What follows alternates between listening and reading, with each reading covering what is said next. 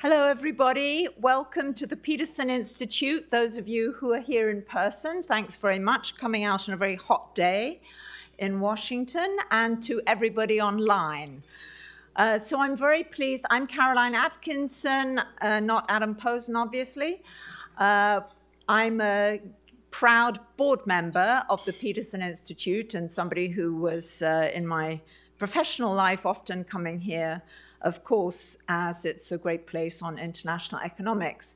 And our speaker today, Professor Christopher Meissner, is a really interesting and excellent person to have because he, unlike many of our speakers, is not primarily focused on current macro policies, but is focused on economic history and has just written a book, which I think is shown online, One from the Many, The Global Economy Since 1850. I should say that he actually begins some of his research way before 1850, when he will talk about that. He is a professor of economics at the University of California in Davis, and focuses on economic history and research. And he taught me a new word, which maybe all of you already knew, cliometrics, which is about the study, and it's apparently been around for a long time. But anyway, it's the study of economic history, not just as a historian with historical judgments, but using quantitative methods, economic theory, statistics, which can be gained. So I think that's very relevant for all of us. He has been deep, of course, in the intellectual atmosphere of Californian economics, but like many of those great people, Maury Obstfeld's connections, obviously, with Peterson, Christina Roma, he has been involved in the broader US and global economic world. He's an associate fellow at NBER. He's had fellowships at the IMF, the Bank of England, and the Southern University of Denmark, or the University of Southern Denmark, which I found rather intriguing. Also, not just in California, he spent 6 years at King's College, Cambridge in England. So that was also, I'm sure, a broadening experience. His PhD in economics is from UC Berkeley, and then an AB in economics from Washington University in St. Louis. And I look forward to hearing what Christopher has to tell us all today about the global economy since 1850. Thank you, Christopher.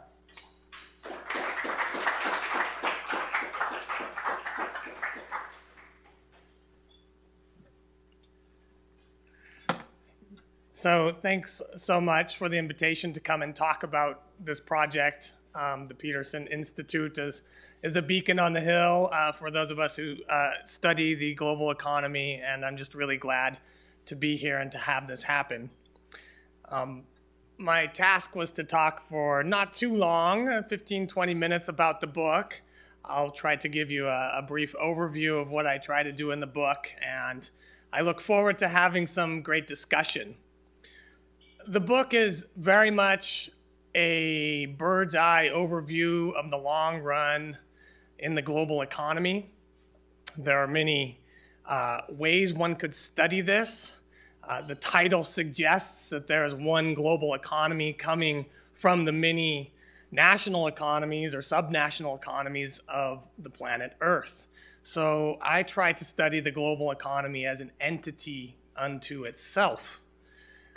In doing so, I go back, not so much to ancient times, but a little bit, and then quickly fast forward to the 19th century when the first wave of globalization kind of got off to a roaring start. The topic of globalization is broad, and in 300 and some pages, you can't do justice to everything, but what I try to do is hit it from a number of angles. We're looking at not just trade, but international financial flows, migration. All three of those constitute core components of what I am doing in this book. And we look at those issues in a comparative sense over the long run. There are lots of pictures, i.e. charts, figures. I am told that those stick in the brains of people who might so choose to read a book. So I wanted to include a lot of references like that. There are some stories. There's some numbers, should you care to look, but I am told rhetorically numbers just don't stick. So we've just got a lot of pictures, theory, and story to back up this grand overarching narrative. So I'll tell you more about the book as we progress. I am an economic historian, maybe even a Cleometrician, as Caroline alluded to. That's fine, but my advisor, Barry Eichengreen, and those who I've consorted with in my intellectual journey have, while been interested in history, they've also been interested in issues that are of relevance to the modern economy, and like to feel I'm no different. So a lot of this has an eye on the future. And I think this book is timely in a way. Maybe it's far too often timely, you know, if we look back in time and thinking to the future. But right now, I think there's an open question about whether globalization has gone too far. And I'd like to say, you know, it's not the first time that humanity has confronted this question. If we go back almost 100 years ago, when John Maynard Keynes gave a talk in Ireland and surprisingly came out on the side of anti-globalization. I had a chance to read this in producing this book, and was reminded that amidst a great series of economic, political, and social changes in the 1930s, Keynes was speaking as a once ardent proponent of the global economy, but who had come to see that the global economy really put constraints on national economies, and that, you know, sensible people could differ on their views of how far globalization could and should go. And I think that resonates with the kind of work that Danny Roderick has been doing over the last several years and decades, talking to us about what are the limits of globalization. And I think for a while, maybe many of us were lulled into kind of a stupor, thinking this could go on forever. It's so great. Why would we want to stop? But I think nowadays, right, you know all too well that we confront some choices. I'll say a little bit more about that as we go along and wind down.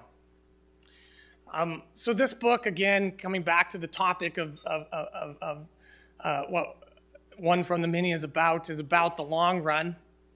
And I start with the proposition, not original to me, but I think Matt Ridley, the former editor, science editor of The Economist, once said it. Humans are the only known species on the planet Earth, and maybe in the universe, that engage in trade. And it kind of constitutes what makes us human. We always have had an urge to trade, and we've been doing it successfully or not for 200,000 years, sometimes at a longer distance, sometimes at a shorter distance. But the question over the very, very long run is always the same, and that is, how much globalization do we want? And here the decision maker is left, you know, ephemeral. I don't want to pronounce on who's making the decisions, so we'll just leave it at that. So the urge to trade and engage in long-distance interactions is part of what makes us human. We've been doing it for a long time. We've gotten better at it over time, and the one chart out of several that I show in the book to start suggests that globalization is, on a long-run time scale, just really on the upward trend. When we look at this measure of integration, a standard measure, how much we export to other countries relative to total world production, this number has gone up over the very long run. In recent years, it's as high as it's ever been. However, you will see, looking closely at this chart, the one of several I will show this afternoon, there are periods of up and there are periods of down. And I guess the question is, will we be going down again, or will we stay up? I will give you a sneak preview of my conclusion, which is I think in the long run we'll just be going up, up, up, but in the short run we may have setbacks which we need to talk about. So the core of the book looks at these three periods. The first wave of globalization, which got its start in the early mid-19th century with a wave of technological changes, continued right up till World War I. After World War I, the global economy faced immense challenges. We saw a level of disintegration that we had not been experienced to for many, many years. The Great Depression kicked in the 30s, World War II, and all of that. The second wave of globalization began shortly after the end of World War II, proceeding through the 70s, turning into what many now call hyper-globalization. And I don't think it's over yet, correct me if I'm wrong, but certainly there are indications things are slowing down, which again is part of the point of the book. So how did we go from the upper left-hand corner, which if you can't quite make it out, is a photograph from probably the late 19th or the 20th century when product was thrown onto a bulk steamer, in bulk on a steamer, on a tramp ship like this. Longshoresmen and stevedores would unload, often pocketing a quantity of merchandise, raising trade costs. It wasn't very efficient. Nowadays we have these supermax container ships that transport things very easily across the planet, notwithstanding incidents in the Suez Canal or things like that. Globalization in the 19th century was a many-faceted process. Trade increased, financial integration increased, millions of people moved from their home countries to the New World, millions of people left parts of Asia for other parts of Asia. So it was a global system. And by and large, those countries that engaged more in the global system, that had greater market access or market potential, raised their living standards in the 19th century. This snapshot from 1900 shows that countries that had greater market potential, which is a technical term basically for how accessible your market is and how close you are to other markets, is very strongly positively correlated with a measure of our standard of living, log of GDP per capita. So countries got better off by engaging in trade even in the 19th century. The period of the 1800s up till World War I, many economic historians have dubbed a period of great divergence. Global inequality increased. As Western Europe and the New World economies grew strongly, partly on the back of this global economy, they transformed their economies, whereas places in Asia, in Africa, and to an extent in Latin America fell behind. So global inequality did rise. You'll note that within country inequality, it's a little out of focus here in the room, but the dark line in the middle is within country inequality. So this period of rapid globalization wasn't abnormal, nothing abnormal happened, no big shocks to within country inequality. If there was rising inequality in the period, it was because of this great divergence. There's a big debate in the literature, right, about whether, and I go into this in the book, whether this was a period of convergence or divergence. And I think the answer is some of both. Convergence for a small set of countries and economies, and divergence for the larger world. So that's my quick take on the 19th century. And moving forward, I want to talk a little bit about the period between the wars, the so-called interwar period. And here we have a period where the global economy stagnated, it fell behind. Try as they might, policymakers of the world in the 1920s couldn't quite put the global economy back in the shape it had prior to World War I. So we see attempts at bringing back a form of the gold standard. We see attempts at resuscitating the global economy, and global capital flows resume in the 1920s, but there are a whole host of changes which some of them may be familiar to, some of them I discuss further in the book, that create difficulties. The Great Depression starts in 1929, and for many countries lasts almost the entire decade of the 1930s. It is accompanied by a massive trade war. Immigration limits had already been imposed in the US, one of the main receiving countries already in the 20s. The Depression does not help, as migration tends to be pro-cyclical. Capital flows are shut down in the 30s. The mother of all sudden stops hits the global economy, and really the global economy takes a hit. And it's not a big surprise that this is a period of rising fascism, authoritarianism, and standards of living that are well below trend. So 1930s was a long, protracted depression in many economies, the United States and France being amongst them, but other countries too. And so that was a challenging period. To argue that the global economy would be a survivor in the mid-1930s might be kind of like me standing here saying to you, the global economy will survive right now. John Maynard Keynes was kind of on the bandwagon that it wasn't, but he did not have the fortune to see what happened after World War II. And with hindsight, the global economy made a comeback. Globalization started again.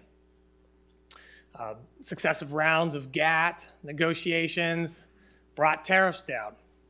People needed to move. Within Europe, movements of people were strong. People began moving out of other countries from Asia towards America eventually, and capital flows began to resume, albeit strictly controlled in the 50s and 60s. By the 70s, they're back in swing. So the post-World War II period is a period of rising integration. This chart extends it a little bit forward, and we'll talk about the end later. But the post-World War II period is a period of rising integration and rising prosperity, the golden age of economic growth. In the book, I go into some depth discussing some of the factors that influence strong growth in Western Europe. There's an institutional case to be made here. Policy and coordination were important, as they were in the subsequent set of growth miracles in East Asia, notably in South Korea and Taiwan, amongst others. So growth was abnormally high. The global economy was coming back strongly, and things were pretty good. The countries in the late 20th century that engaged more with the global economy tended to be better off. The correlation remains positive. The most open countries to trade and other movements of factors tend to be the richer countries. So a lot is to be said for the global economy, and more can be said. The second wave of globalization was unlike the first wave. It was actually a period of convergence. Global inequality declined significantly. We tend to think about inequality rising over the last 40 years in the United States, and maybe it has, but in other countries, the rise has not been as sharp. And between countries, where most of the movement is coming from, there's been dramatic convergence in living standards. There hasn't been total convergence, but the change is in the right direction, and millions, if not billions, have been lifted out of poverty in an era of globalization. So global inequality has come down in this period. The great divergence seems like it's ending. India has some ways to go, as you well know. China has made significant progress.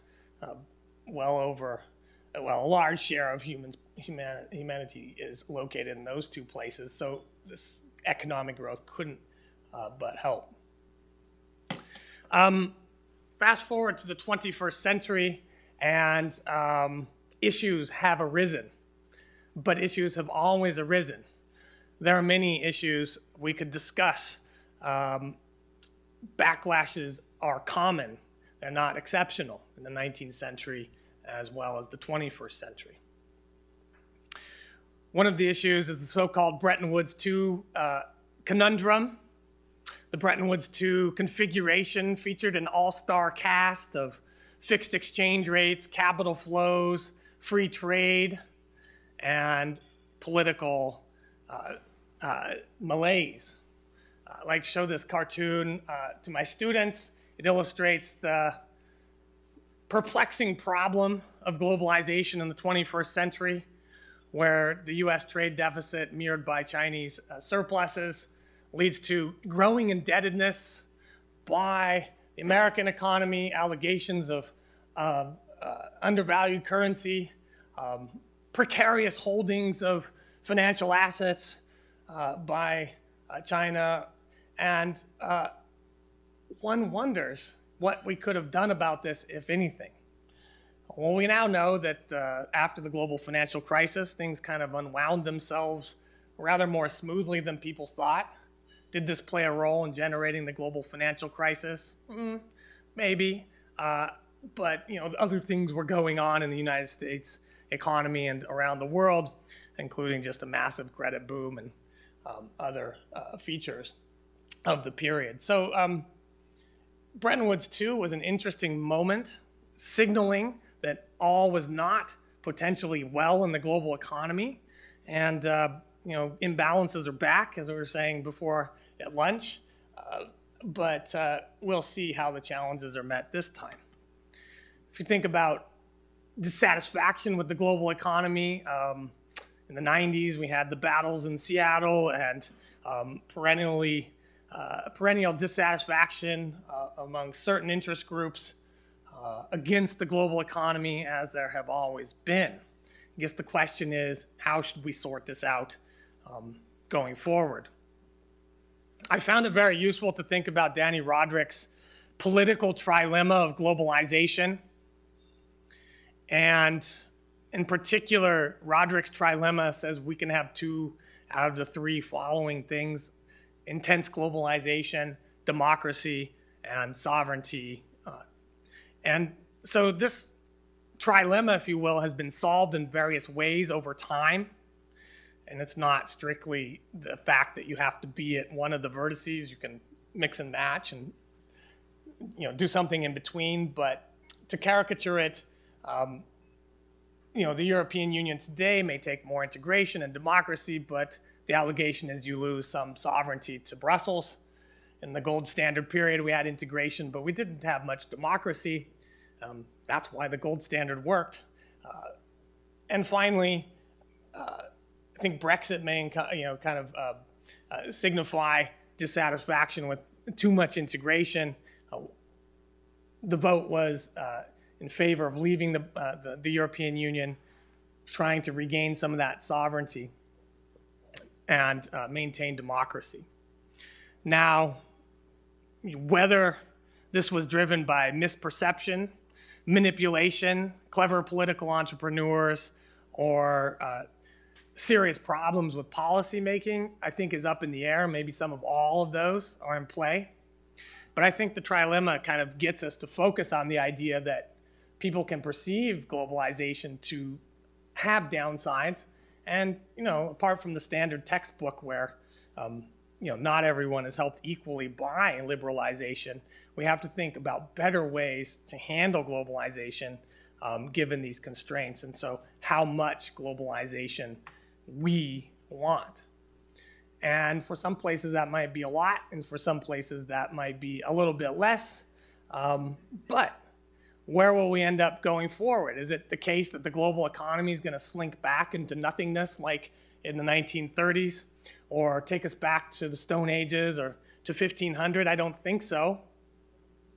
Try as they might, policymakers want to raise tariffs and torpedo the WTO and implement capital controls as ways to take back control over their economy. But I don't think we're going to go back on a long enough time horizon. I think the global economy is a survivor. It's an urge that humans have. It brings great benefits. the magic, the trick is to manage it properly, to listen, and to make progress. Who knows what technologies will come and how they will change the global economy? Who knows what geopolitical configurations will come and how those will change? They may come and they may be very important, but I want you to keep your eye on the long run trend here. May not matter for some people, but for an economic historian, for a cliometrician like me, I think it really matters. I take the long view, and in the long run, we may all be dead, but the globalization may still survive. So I just made that one up on the fly. So thank you. Thank you very much.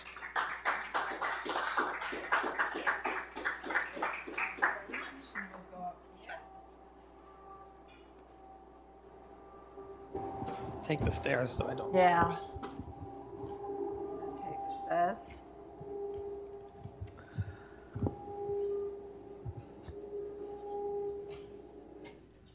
So thanks very much, Chris. And of course, it's wonderful, especially this month, this week, this year, today, to have a positive message.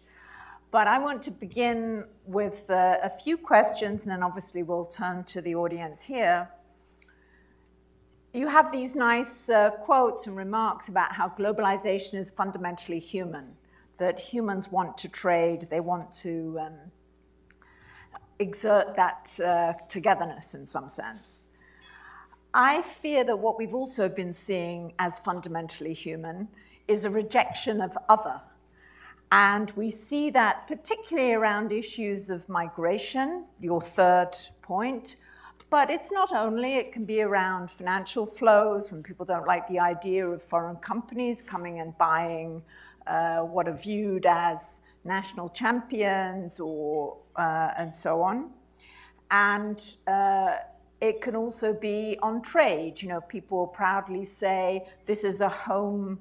I was at a dinner the other day, you know, the strawberries were picked from Gaithersburg. That was a great point of pride. It wasn't even that we weren't told that they were going to taste better, although maybe they would. But definitely it was an advantage. So isn't it also human to be afraid of, reject other? It's a big issue, and I'm glad you brought up the strawberries. Let's start with local fruit and produce and progress from there. My colleague Kevin O'Rourke, whom some of you may know, recommended a book by Tara Zara recently. Zara's book is about the interwar period, the backlash to globalization. And people in the whole book, a lot of the book talks about the 1920s in Vienna, where the global economy was responsible for the misfortune that Eastern Europe and Central Europe had, witnessed. And the solution was to grow your own fruit and vegetables. Everyone in the city was going to have their own little garden and become self-sufficient. And, to use an expression, my brain was blowing up as I read this. How could people think that they were going to get by making, their own local produce, much less clothing and more elaborate goods? And obviously this didn't last long, but it was quite trendy. So these things come and go. What we can do is, keep reiterating the benefits of global economy. You can get more stuff at lower price that may even taste better if you do it the right way. Now, does it put the local producer out of business? Maybe. But there are other opportunities, and we need to remind ourselves about the net benefits, and we need to, for sure, have a safety net. But when we start to think that stuff can only be produced locally, I think we fall into a very short-sighted trap. And hopefully the book reminds us that over the long run, the global economy is a winner and not to be dismissed so quickly, right? Yes, your optimism shines through again. Another issue, I think, about the specialization which you discuss in the book, which makes trade so productive, if you like, and the laws of comparative advantage, is it relies a lot on trust. And of course, trust is easier in smaller communities. Trust was easier historically. Trust is not so easy as relations become stretched over a longer period. And I would argue that right now we're certainly seeing a deficit of trust between individuals, between political parties, between countries. How much is that kind of trust important, and how much, thinking of your concept of the global economy as its own entity, how much does the global economy depend on interlocking hubs of trust? Sure. The global economy and long-distance trade have always relied on enforcement mechanisms of one sort or the other. Avner Greif's work showed us that a long time ago in great, theoretical detail and with an eye towards history. Many other contributions have been made. Humans are adaptable. The global economy is adaptable. We find new ways of doing things, so what was once traded through ethnic networks in the past has now become more marketized, more standardized. We find efficiencies. We find, we find ways to move forward, I think. So I think, what we're talking about here is if we're going to get stuck in the idea that we can move no further forward and we can trust no one, it's a lack of imagination and creativity for how to, try to build, the right networks in the right way. So I'd like to see more energy spent, building, the proper institutional frameworks, whether that's the WTO or, what have you going forward. We need to think about that. There's a huge downside to just, turning inwards and we can't do that. And by the way, the global economy is big. We're sitting here in this country, but there's much more to it than this one. And, countries choose from time to time to withdraw. And so we are a big economy, but the world is big, and globalization may continue out there in other formats if we don't keep up, right? We can't let that happen. Well, that's interesting. You say we can't let that happen. I suppose a lot of people think, well, maybe that is what's going to happen, and maybe that's going to be good for America. You talked about, in the book, about how it's not clear that, or at least if I understood it correctly, that even the correlation between growth and everything is better, living standards go up when there is more trade and more integration, that there is some evidence. Partly it's, you mentioned a period between, I think it's 1865, the late 19th century, and before the outbreak of the First World War, where growth in the US was strong, even though there was a protectionist wall, including against migration in some instances. And so it didn't seem to hurt. Maybe that could happen again, that there is a wall put up around the US, both against migration, against trade, but the outcomes domestically don't seem too bad. Can you imagine? And I think it's interesting to look at that compared to the UK, where I was just there last week. And there is definitely a different mood in the UK from either here or on continental Europe. And part of that is a rejection, a disappointment, let's say, at least with Brexit. I think there is a much wider feeling now that the attempt to separate from Europe has hurt living standards, has hurt the ability of the state to finance healthcare and education, other essential public services. So there's definitely a sense that this sort of isolationism in the UK has not helped ordinary people. I think it's less clear in the US. And is the US rich and large enough to withstand a withdrawal of from this global economy, this big global economy, do you think? So I gave a talk this morning. We're doing research in progress on the US case, but I think the state of the art on the US in the 19th century is we had high tariffs, but we grew despite the tariffs. And maybe you could even say we could have done better without the tariffs. We did all right, that's true, but maybe we could have done better.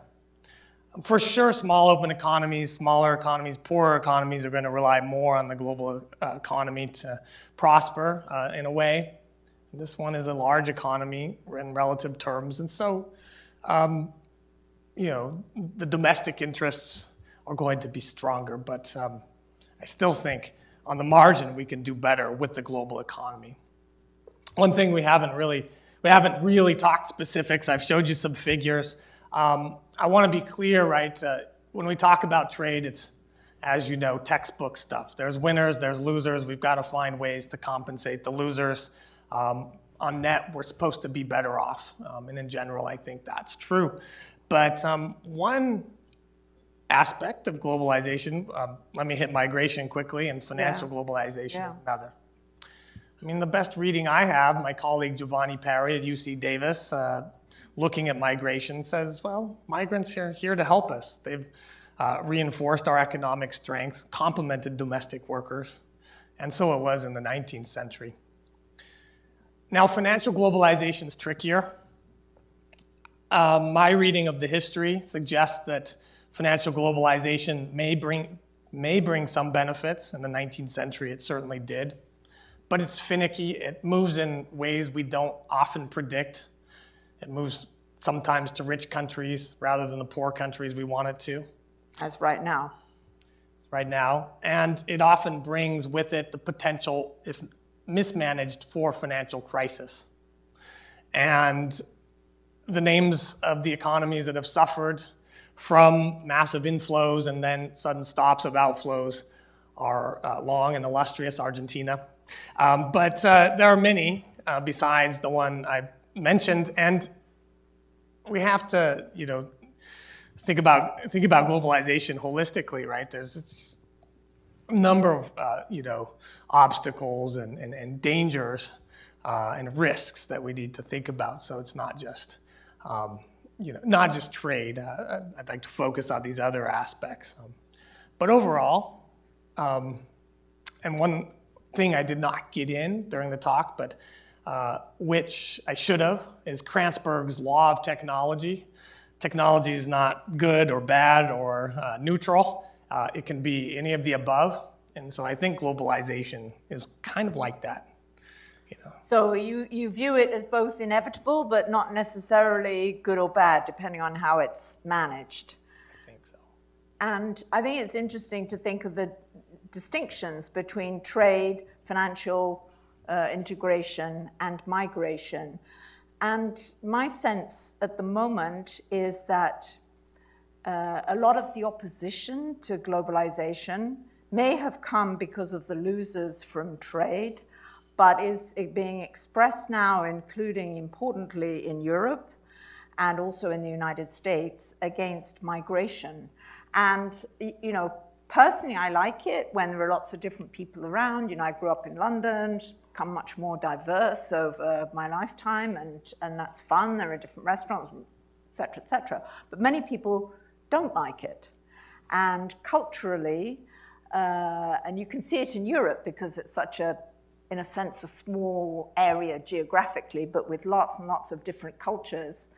And it's upsetting for people to have the cultural change that comes with migration. And we see the tremendous opposition to migration here in the United States.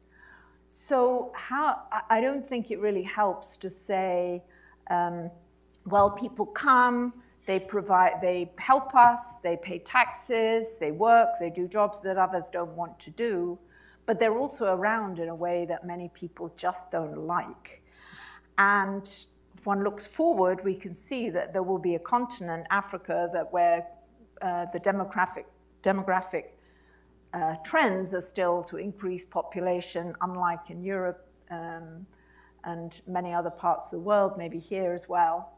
So how do you, if we think about, well, we need to manage this, and you're an economic historian, how has it been managed in the past in ways that are either good and should be emulated or bad and should be avoided? Mm-hmm. That is a good point. I agreed. Many people may express dissatisfaction for one reason or another with migration. Various policies exist to modulate the form of migration, and they've been tried, and some with great success. So do you want to have a point system? Do you want to grade your migrants? Do you want to open it up to just anybody? These are all policy choices, which, it's not 0-1, open or closed. I think there are many interesting policies which can be promoted and pursued. And I guess just fundamentally myself, based on, I don't think disintegration and pulling apart is going to make things better. I think people become more comfortable when they're more exposed to things, and it's a social evolution, a process. So, it's part of the hard work of being a human too. We've got to put the work in. There are great gains to be had from movement of people, a $5 trillion bill on the sidewalk, as Michael Clemens calls it. Maybe it's up to 10 trillion now with inflation, but there are great gains, and on the margin, I think people are more accommodating than they may say. In real life, I think people are accommodating. I've lived in many parts of the world, and on the ground, people would find it hard to live without people who come from other places to help them out. Yeah, but do you think that just thinking of the elections just now in Europe, with strong rebuke. You mentioned that at the time of the Depression, there was, and some of the pre-war globalization had led to a backlash, which also involved and led to fascism. And there are certainly far-right parties that have done well in Europe's recent elections. And there are many elements of far-right populist policies that are proposed by the Republican Party, and certainly they're leading the expected winner of the nomination. And is that a kind of inevitable part of the backlash before you get a backlash to the backlash? Or what can we all do to, as economists, to be advising governments and policymakers and individuals about how to avoid the downsides of the global economy and globalization and really press for appreciation of the upsides? Yeah, well, that's part of the task of this book, is to remind people to look back more than 2 years and to think a little bit further ahead. It's hard not to come to the conclusion that such politicians you've mentioned are, making a case for their policies in light of all the good that's come. It becomes more salient, and it's all too easy and in a democratic system to alter and shape the message. Not down on democracy. It's the least bad system we have, and it's the one we want to keep. And I think it's the one that keeps us nimble on our feet, but it's not perfect, as we recognize. So we've got to remember the past. I gave an interview with Der Spiegel a couple weeks ago. This is not about immigration, but rather about financial crises. The finance minister was asked, didn't austerity bring the Nazis to power in the 1930s? why are you proposing austerity now? The answer was, I don't believe any of those studies, and that hit me in the heart because I am one of those studies. Our work suggests that fiscal austerity in the midst of the Great Depression made things much worse. But bigger picture, it seems like it's all too common right now for a lot of people to just totally forget even the recent past, and I think that my job is to keep reminding people, and so here it is. Right, thank you very much. So I want to open up and see if people have questions. There is a mic in the middle which you can go and stand behind, or there are, Jessica can bring you a microphone. I see somebody there, or were you just coughing?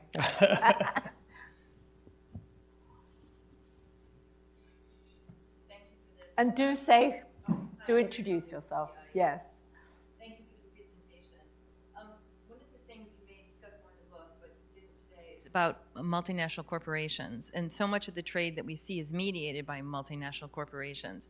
Governments are very involved right now in trying to change the decisions that multinational corporations make about their sourcing, which some people believe might not lead to a decrease in the total amount of trade, but will change its nature, in particular increase regionalization. I wonder what you think about that, and also about a related issue, which is related to the distributional issues, which is the difficulty of taxing capital. You talked about the need to attend to the distributional implications of trade, something economists have been saying for a long time, but frankly feels very flat to people who have been affected by trade. One of the possibilities is to broaden the tax base, and yet we've seen really very little movement on that front. So I wonder if you might talk a little bit also about how we actually might achieve this distribution in a realistic way. Thank you. Sure. Well, we could start by asking our friends in Western Europe how you go about it. Creating a social safety net is not in the realm of impossibility. It just takes a little hard work, and I think we could get the job done were we to put our head to it. Why we have been perennially unable to do it in this country is, why no socialism in the United States it's a bigger question, right? Or social democracy for that matter. But from the historical point of view at the same time, I think it's a little bit, that case is a little overstated. We're not doing as badly as we are portrayed as having done. We could do better, yes. Multinational corporations get a little coverage in the book, but not enough, and I agree.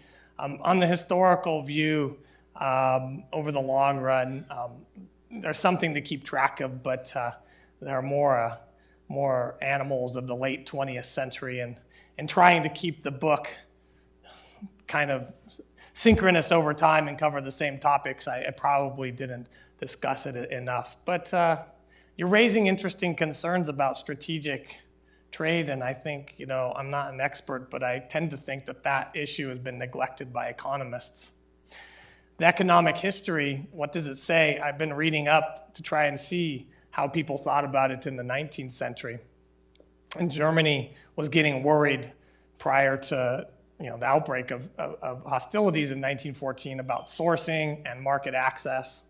What did they do? Well, they started buying up mines. They started, trying to produce their own stuff. Was it beneficial? I don't know. Copeland, a name in the international relations literature, who we may want to read, suggests that leads to its own demise, right? The system leads to its own demise. When people perceive their trade partners going back on previous agreements, they get a little defensive, and it leads to kind of a really bad equilibrium. And so I think we need to keep pushing against it and thinking real hard about what the real strategy is here. And not fall victim to a self-fulfilling crisis, which all too often has happened in history too, and that's bad. So the attempt to diversify the supply chains and,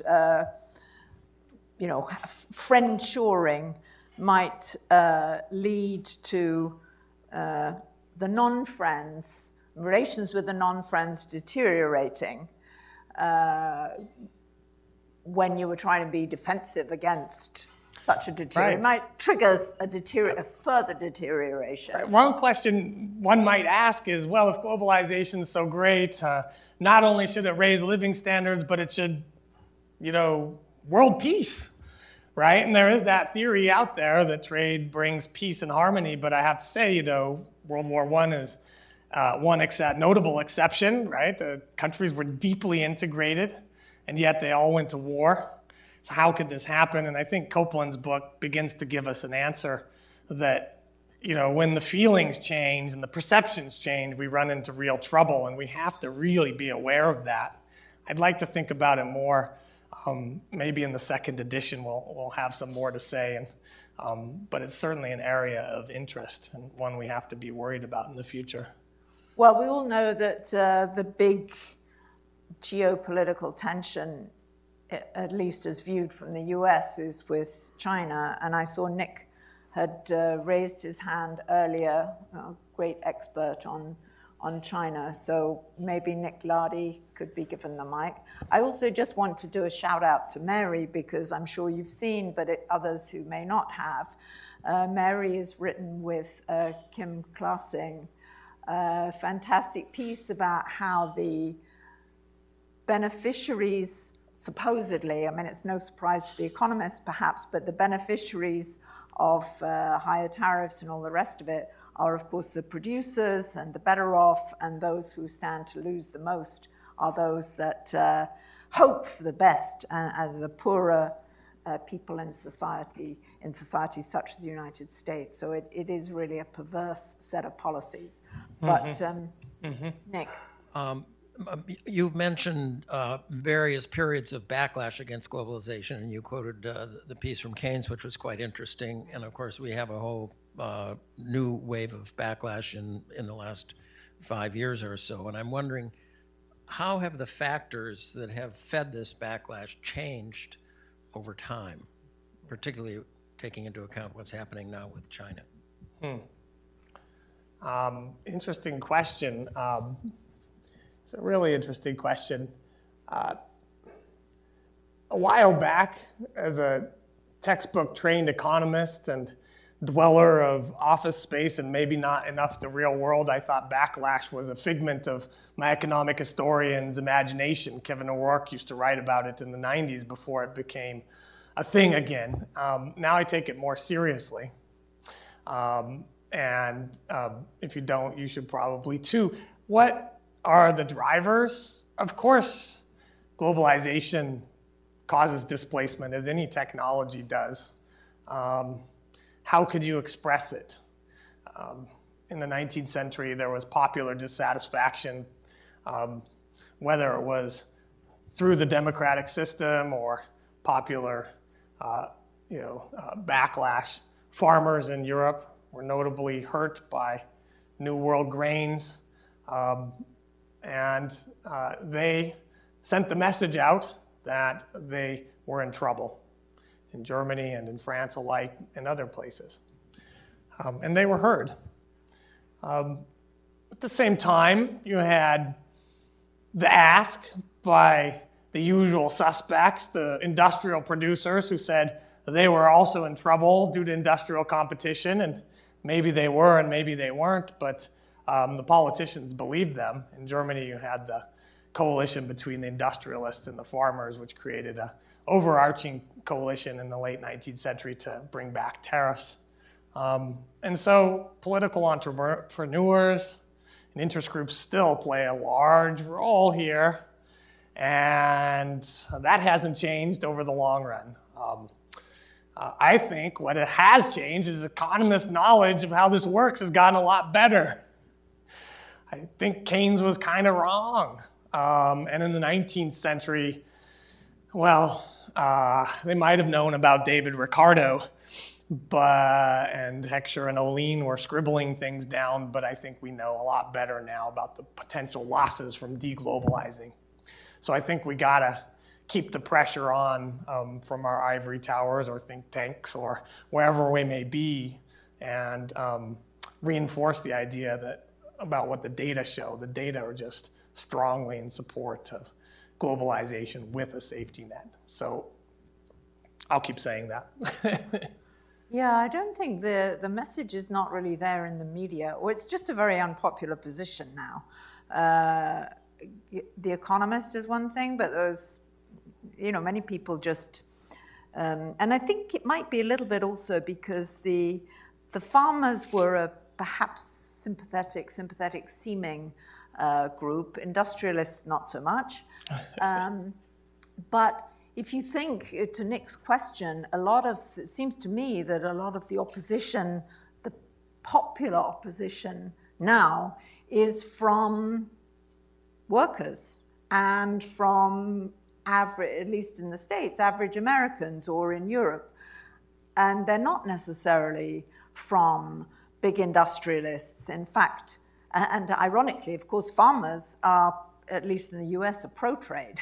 And they were one of the big lobbies in favor of the Trans-Pacific Partnership and so on. So those factors seem to have changed, I think. Although I'm interested to know if you agree with that, and if so, why that might be. Is it because of the China shock, or is it because technology, farming technology already all changed, and now there's an equilibrium, whereas technology in other forms is not, is not finished. The ripple effects have not ended yet.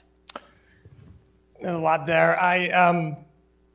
I'm less and less convinced of a factor endowment-driven trade model. Over time, even in the historical period, I tend to think in new trade theory terms about industries and firms, and now to some extent skills matter, and the factor endowment matters, but I think a lot of what we do is iterations of similar varieties of products, whether it's corn or oil or shoes or automobiles or computers. I think a lot is to be said there. And of course, there's winners and losers, and sometimes the losing groups are concentrated geographically and in particular industries that get hit hard, and they're going to have loud voices the more concentrated they are. I think what we've learned is that, again, we need the safety net. I view the backlash in Europe a little less strongly. Not surprisingly, there's a good safety net there. Interestingly, historically, the prime supporters of free and open trade in the 19th century in Europe were the workers. The Working Party of Belgium was the class one, #1 cheerleader for more open trade, and indeed Belgium, a labor-abundant country and economy, was heavily focused on free trade in the 19th century. Small, it's got the labor force that's benefiting from globalization, and away they went. But things change, relative factor endowments change according to the trade cost. It's an interesting point. But again, policy needs to step in, and as any trade theory would tell us, and help us solve some of these problems. Yeah. I want to pick up, I'm sorry, yes, were you? Thank you. Thank you for the opportunity to ask the question. Excellent presentation here. Regarding the last developments in Europe, the election, the surge of the populism in Europe, raising tensions also in East Asia. We are hearing comments that it is resembling a situation that we could see in the 1930s. So, as a historian, as an economic historian, would you agree?